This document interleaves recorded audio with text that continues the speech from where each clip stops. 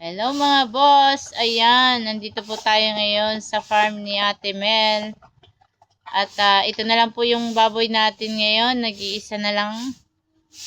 For today's video, i-share ko lang po sa inyo ang aking pong nag-iisang lucky mommy pig dito sa aking pong kulungan ng baboy. At pang fourth parity niya na ngayon.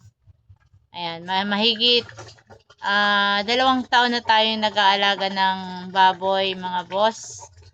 At kapag po nanganak po si Lucky, inaalagaan natin at pagkatapos po ng 3 buwan ibinibenta natin. Pero hindi po dito sa akin pong bahay o kulungan ng baboy nakatira ang aking pong mga biik. At ang ginagawa ko po ay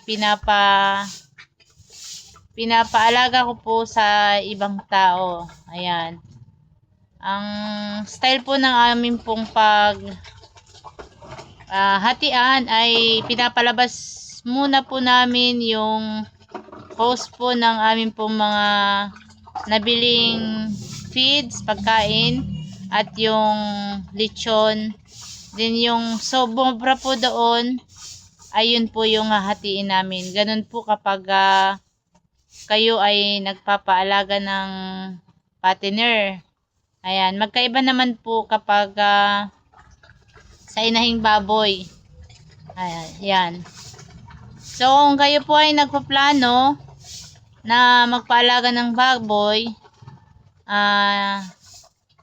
nadidepende po sa inyong usapan ng mag-aalaga. Kung mag-a-agree po siya at mag-a-agree din po kayo, ayan, pwede po kayo magpaalaga.